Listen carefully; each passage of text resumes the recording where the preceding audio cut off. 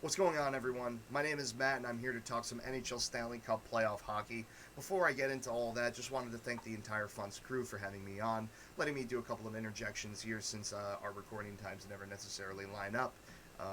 Night shift, so what are you going to do? I usually go into work by the time everybody starts getting together for recording, but this is my way of being able to come in and give my 2 cents, especially on something that I'm very familiar with. I've been following hockey since the 12-13 season. Might not sound like a lot of time to most, but in that time, I also spent 4 years with Elite Sports NY, doing Islanders column coverage as well as miscellaneous articles here and there for other New York sports teams. If you're looking for really in-depth content relating to your New York sports teams, I definitely recommend checking out Elite Sports NY as well. I'm going to be doing, like I said, some Stanley Cup playoffs coverage. I'm just going to go series by series, giving my thoughts on how each round will pan out, the X factors and contributing factors for each team on what'll help them advance, what'll hold them back, and really just how this whole thing is going to play out as I see it. So, with that said, I'm going to be starting out west because I have a lot more to say about the Eastern Division, or the Eastern Conference, sorry. So, getting started with the Western Conference, Avalanche St. Louis, really straightforward. I'd be surprised if anybody picks St. Louis to win this series. Colorado is almost destined to really make a cup run this year if injuries and possibly the Vegas Golden Knights don't get in their way. So this one's really open and shut.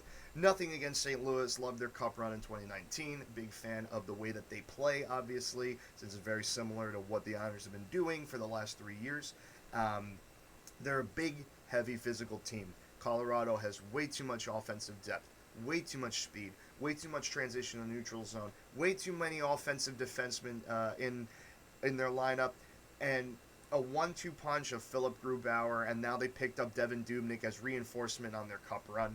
Um, I, it's impossible to not pick Avalanche. I feel like it's impossible to not pick the Avalanche to come out of this round. I've got Avalanche at 5. I wouldn't be surprised if they did a clean sweep in the first round. Vegas Golden Knights Minnesota proved to be a lot more interesting in the first game than we thought this series was going to be as just a general collective hockey fan base. Minnesota shutting out the Vegas Golden Knights 1-0 in overtime the first game. Joel Eriksson Ek, I think, actually had the overtime winner. But what really surprises me about Minnesota, even though they're not going to win this series, and even though the Vegas Golden Knights will basically have one of the most interesting matchups with the Avalanche in round 2, the Minnesota Wild entered this playoff year as a dark horse upset contender because their goaltending is finally more or less fortified with Cam Talbot as long as he retains that going forward. But Cam Talbot looks more Cam Talbot looks extremely revitalized this year. Their entire lineup is a lot. It feels a lot more deep, just with the addition of Kirill Kaprizov. That kind of allows them to play with their top three forward lines a little bit more, since they know that they have this top line lock with that kid fortifying their basically the majority of their offense. But they just seem so much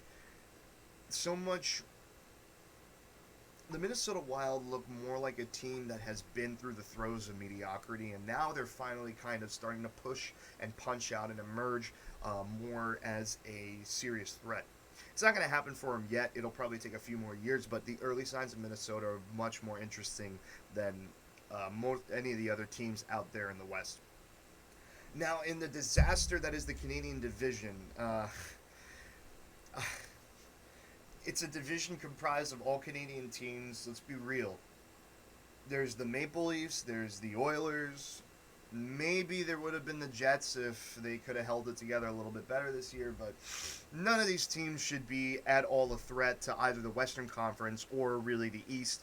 The NHL wanted it so that we are going to get one Canadian team in the conference. So that's the way it's going to be. So Montreal, Toronto, look, the Leafs have no reason to not do a full clean sweep of the Habs in the first round. As much as I would love to see an upset of Montreal over Toronto, I mean, this is probably one of the biggest lopsided matchups in this first round. There's a rivalry here. There's a lot of beef, but, like, look, the Canadians, they have Jake Allen in goal, and that's pretty much it because Carey Price has not been Carey Price since 2015. They're not very. They don't have a lot of depth on defense. The Canadians have never had a ton of offensive power, although this year I would say they're a little bit more balanced in that regard. But still, when you're looking at Austin Matthews, Mitch Marner, uh, William Nylander, uh, look, Toronto can get through this series and they'll beat the Oilers when they make it to the semifinals as well. So they'll definitely be forced through the conference finals. Well, they'll inevitably get smacked down by the Colorado Avalanche, but this is just this almost feels like the manufactured way to eliminate the Maple Leafs playoff win drought and kind of force a Canadian team to the Final Four just to kind of see what happens. I understand it's the border closure. I understand it's the reseeding the divisions and you have to have everything lined up so that there's no border travel until the final 4 rounds. You can't look at this bracket and seriously think that the NHL didn't have another idea here, to kind of way to bury the lead, if you know what I'm saying. But Maple Leafs in 4. I'm going to call a first round sweep over the Canadiens. Oilers Jets could be a lot more interesting. This one actually looks like it might be more of an entertaining series, but still, you have Connor McDavid on your team, and you have Leon Draisaitl. Mike Smith is a lot more revitalized this year than he was last, but I still don't really trust a 40-plus-year-old goaltender coming into the postseason unless he's Tim Thomas, but that hasn't even been done since 2011, and that was a very historical season for a very good reason. So I just don't like the Oilers' chances after they get out of the first round. I mean, the Jets could put up a little bit more of a fight, but why am I going to bet against Connor McDavid and Leon Draisaitl in a series that's probably ultimately going to come down to who has the more offensive depth? This has been a weird year for playoffs. Defense usually reigns supreme, but in that, going back to the Colorado-Vegas series, we might get the most interesting matchup of this playoffs in that second round, because those two teams are just so equally matched up in that regard. I have to give the edge to Colorado just from the expectations that they have, and they know that this is the year to really get it done. Last year they were hampered by injury, and so long as they're not hampered by injury anymore, they're definitely going to do that again this year. If the Colorado Avalanche undergo a serious blow to Philip Grubauer again, Mikko Rantanen, Gabriel Landeskog, any of their top guys, they have enough depth up front, but I don't trust another injury to Gruby or any of their key defensemen, Cale Makar, Devon Taves. It could derail a run, but unless they stay healthy. But if they stay completely healthy, it's going to be Colorado coming out of that series in a much, much, much more evenly contested 6 or 7 games. That one will go the distance, no doubt. So inevitably, once we get to the Western Conference Finals and we have Colorado, Toronto, this is where the Canadian teams will get more exposed for being the frauds that they are. These Canadian teams, I don't trust them. Toronto has had issues in goal all year. Do you really trust Jack Campbell, who outside of this season was never a full-time starter, especially into the postseason? Now, it could really go one way or the other. Could the Maple Leafs goaltending completely implode? It could, but even in the worst-case scenario for Toronto, they're way, way, way too top-heavy to really lose to any of these other teams coming out of the Canadian division. So once they reach the conference final, it's probably going to be a very swift departure. They might be riding some emotional highs from being fabricated into the conference finals, but I expect Colorado or Vegas to dismiss that very, very quickly. The Maple Leafs will probably get spanked around in 5 or 6 games in that conference final.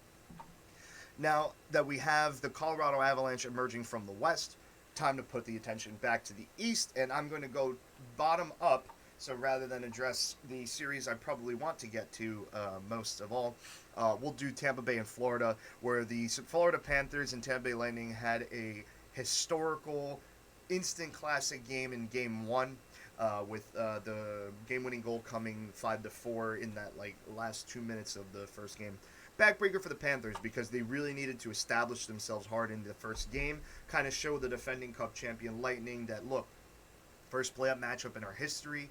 We know that you guys are the established, the established team. You're defending Cup champions, but they didn't come out. They didn't come out blasting out of the gate like the Florida Panthers should have. They lost Game 1, and they just lost a devastating Game 2, 3-1. This series is in the bag for Tampa. The Panthers might be able to scrounge out a game, maybe win a 2-1, maybe get the series to 2-1 or 3-2, but it's hard to see Tampa blowing this series as bad as they did in 2019. So Tampa Bay coming out of that one for sure. Nashville, Carolina. I mean, I really do like the Predators. I think that, when they made their runs in 17, 18, I supported them, but this window is closed, and they wouldn't have otherwise been here if the divisions hadn't been set up in such a strange way.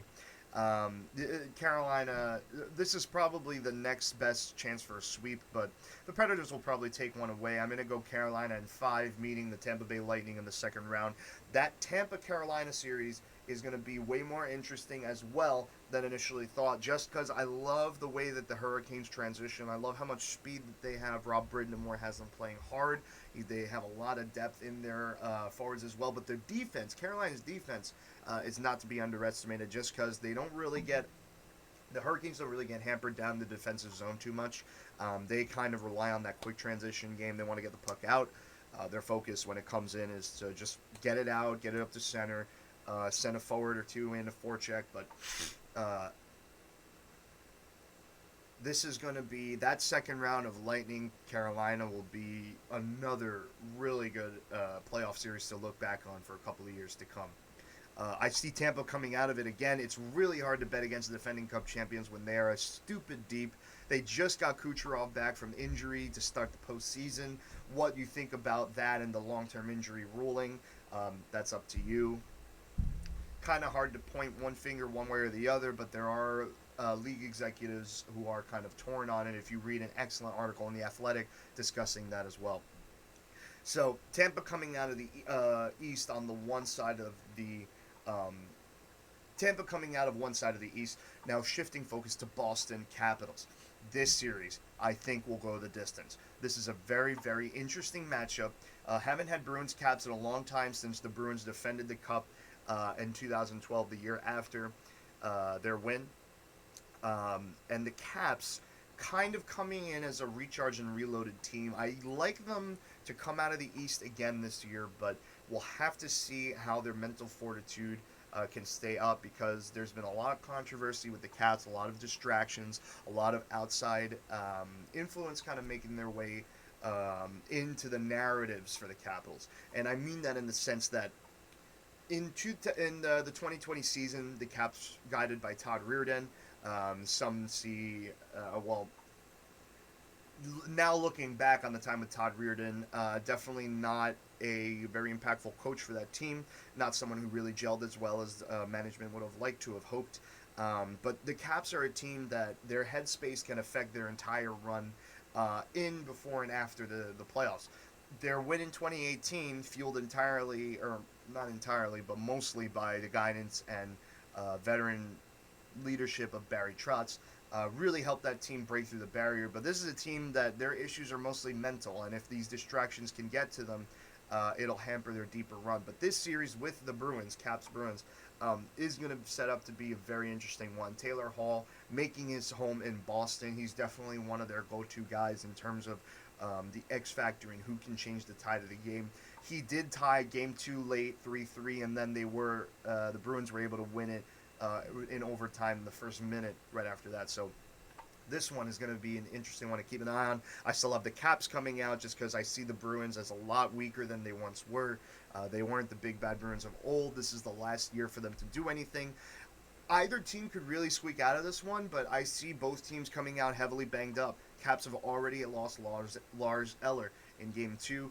There's no telling their depth of injury, how bad that could be coming out, but definitely keep your eyes posted on Caps Bruins. Regardless of who comes out of that, I'm going to give the edge to the Caps, just because, like I said, I think that the Bruins are a little bit more washed. Their depth isn't as strong as it once was, and the Capitals are actually a lot more physical than the Bruins are, which is the very strange thing to say for the Boston Bruins. Now, Islanders Pittsburgh. This is a series that I was extremely pessimistic heading into. Um, the Islanders were not playing well in their last month. The Kyle Palmieri, Travis Zajac trade kind of shook the team up in a bad way at the end of the regular season. Travis Zajac not sure where he fit into the team. Barry Trotz not sure what to do with him. Palmieri struggling in the regular season to find his place with the Islanders. But game one happens. 2-1 heading into the third period. Islanders tie it. Islanders take the lead. Pittsburgh ties it 3-3 with a few minutes to go in the third. Palmieri scores in overtime to win it. Now Pittsburgh just took game two 2-1. But this is what I say. And this is coming from someone who genuinely thought Pittsburgh was going to win the series before game one. If the Islanders can go in, establish their game, play the game that they know that we're capable of playing in February and March, not, late April, they have a really good chance, not just to win the series, but to go back to the conference final. They've done it once. They know the competition. They can do it again. But Pittsburgh, way more intimidating than they were in 2019, much more depth, a chip on their shoulder now against the New York Islanders for what happened in 2019. This series as well, Caps Bruins, Islanders Penguins go in the distance. No doubt, I think both series will go to 7 games. Whoever wins it really is anyone's guess. Islanders won a Game 7 on the road last year against Philly.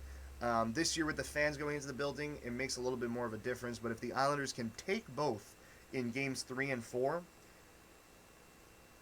they already got the split in Pittsburgh. And the Islanders won Game 1 when they were playing a horrible game, and they lost Game 2 playing, I would say, a better game, but still not necessarily to the level that they're capable of. Pittsburgh barely scraped out of the second game, playing a much stronger game than I'm used to seeing out of them. And I just genuinely think this is an instance where, no matter the skill, the Islanders have their number. Tristan Jarry had a rebound in Game 2, but if he falls apart again in Games 3 or 4 or whatever, the Penguins have nobody else to turn to. The Islanders can go to Semyon Varlamov, who should be a Vezina candidate this year, and Ilya Sorokin, who is a generational Russian talent that they just started ingratiating into their system this year and into the league. He's turned eyes everywhere, and he probably would be up for the Calder this year, but there's no shot because that's pretty much Kaprizov's in the bag. But Islanders Pittsburgh, I'm going to go out and go with my bias on this one. Sorry, but that coupled with the way that this series has played out in the first 2 games, I just think the Islanders are the team with the more mental resilience. And honestly, just in terms of playing the strategic game, the numbers, the X's and O's, Barry Trotz knows this Penguins team inside and out very well from playing them for so many years in the playoffs. I'm going to go Islanders in 6, taking the series at the Coliseum on home ice.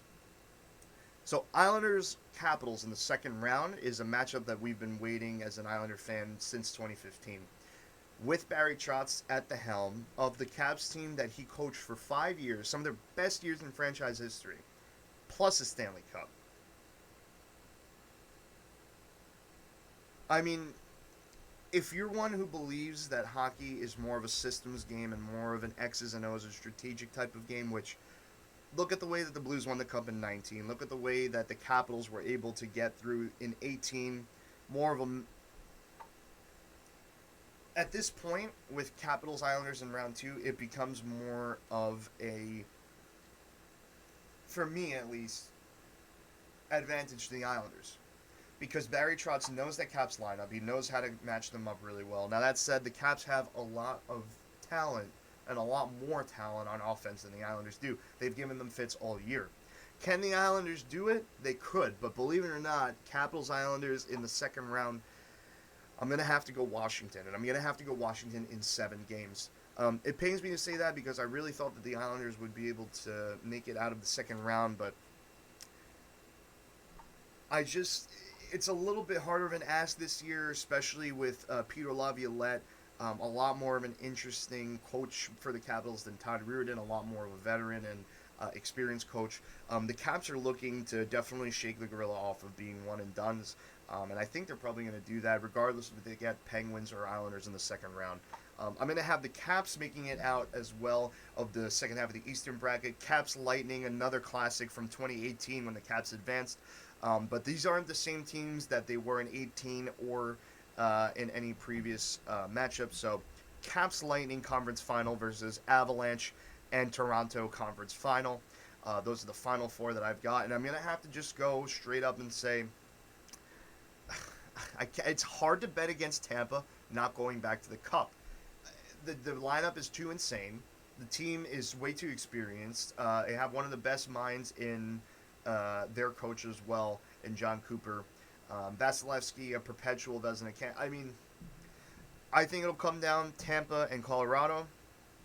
And as for the Cup final, I honestly have no idea. But if I were to venture an educated guess, just from pure weight of expectations, I would have to say that Colorado probably takes it, and Colorado will probably do it in 6 games. That's just my personal analysis. It's really hard to not see Colorado or Vegas coming out of the West, as is really in the same way that it's really hard to not see Tampa or a team like the Capitals coming out of the East. So that's just my thoughts. Let me know what you think as well. We'll see what the guys think on that. And again, thank you for having me on, and it's a pleasure to be here as my inaugural moment on the FUNTS podcast. Keep listening, stay active, subscribe to the channels on YouTube, subscribe to the channels on YouTube, Twitter. That was cute. Subscribe to the channels on YouTube, Facebook, Twitter, Instagram, all over socials. We'll keep you posted with more content. I'm going to send it back to the guys now. What do you think?